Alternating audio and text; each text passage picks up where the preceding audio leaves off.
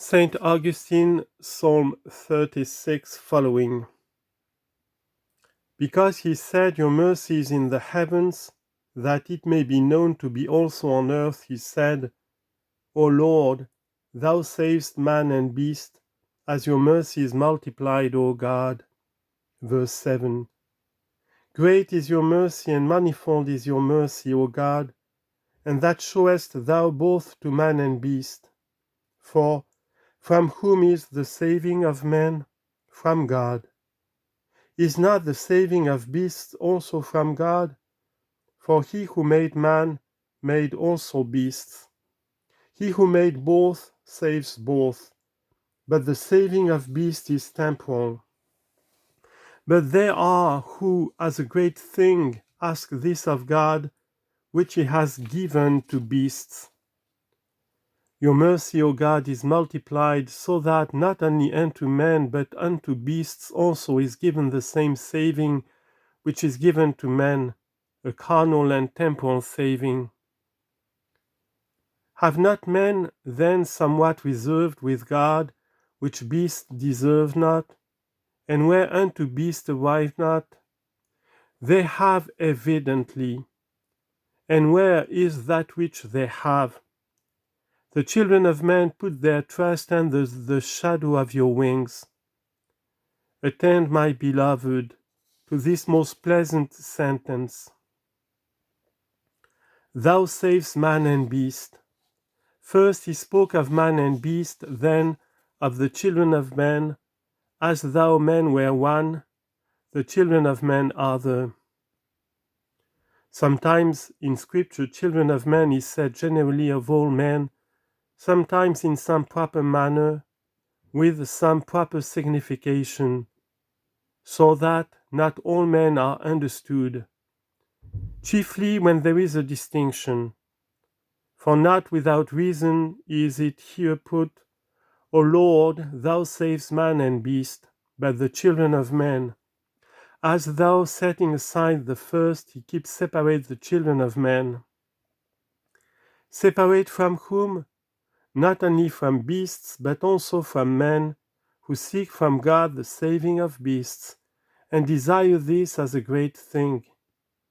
Who then are the children of men? Those who put their trust under the shadow of his wings. For those men together with beasts rejoice in possession, but the children of men rejoice in hope. Those follow after present goods with beasts, these hope for future goods with angels. They shall be satiated with the fullness of your house. Verse 8. He promises us some great thing. He would speak it, and he speaks it not. Can he not, or do not we receive it? I dare, my brethren, not to say, even of holy tongues and hearts, by which truth is declared to us, that it can neither be spoken, which they declared, nor even thought of. For it is a great thing and ineffable, and even they saw through a glass darkly, as says the Apostle, for now we see through a glass darkly, but then face to face. 1 Corinthians 13:12. Lo, they who saw through a glass darkly thus burst forth. What then shall we be when we shall see face to face? That which they travailed in heart and could not with their tongue bring forth, that men might receive it. For what necessity was there that he should say, They shall be satiated with the fullness of your house? He sought a word whereby to express from human things what he would say, and because he saw that men drowning themselves in drunkenness receive indeed wine without measure, but lose their senses, he saw what to say. For when shall have been received that ineffable joy, then shall be most in a manner the human soul, it shall become divine, and be satiated with the fullness of God's house. Wherefore also in another psalm it is said, Your cup inebriating, how excellent is it! With this cup were the martyrs satiated when going to their passion. They knew not their own.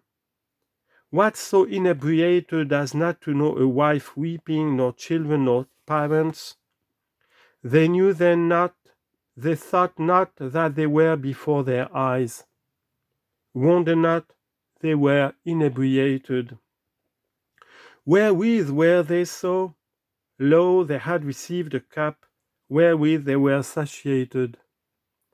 Wherefore he also gives thanks to God, saying, What shall I render unto the Lord for all his benefits towards me? I will take the cup of salvation and call upon the name of the Lord. Therefore, brethren of men, let us be children, and let us trust under the shadow of his wings, and be satiated with the fullness of his house. As I could, I have spoken, and as far as I can see, and how far I see, I can speak. And of the torrent of your pleasure shalt thou give them to drink. A torrent we call water coming with a flood. There will be a flood of God's mercy to overflow and inebriate those who now put their trust under the shadow of his wings. What is that pleasure? As it were, a torrent inebriating the thirsty. Let him then who thirsts now lay up hope, who so thirsts now, let him have hope. When inebriated he shall have possession. Before he have possession, let him thirst in hope. Blessed are they which do hunger and thirst after righteousness, for they shall be filled. Matthew 5:6. With what fountain, then, will you be overflowed, and whence runs such a torrent of his pleasure? For with you, says he, is the fountain of life. What is the fountain of life but Christ? He came to you in the flesh that he might bedew your thirsty lips. He will satisfy you trusting, who bedewed you thirsting, for with you is the fountain of life. In your light shall we see light. Verse 9. Here, a fountain is one thing, light another. There, not so. For that which is the fountain, the same is also light. And whatever you will, you call it, for it is not what you call it, for you cannot find a fit name. For it remains not in one name. If you should say that it is light only, it would be said to you, then without cause am I told to hunger and thirst. For who is there that eats light? It is said to me plainly, directly, Blessed are the pure in heart, for they shall see God. Matthew 5:6 and 8. If it is light, my eyes must I prepare. Prepare also lips, for that which is light is also a fountain. A fountain, because it satisfies the thirsty, light, because it enlightens the blind. Here sometimes light is in one place, a fountain in another. For sometimes fountains run even in darkness, and sometime in the desert you'd suffer the sun, findest no fountain.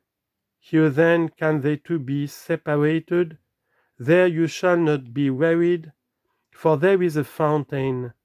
There you shall not be darkened, for there is light.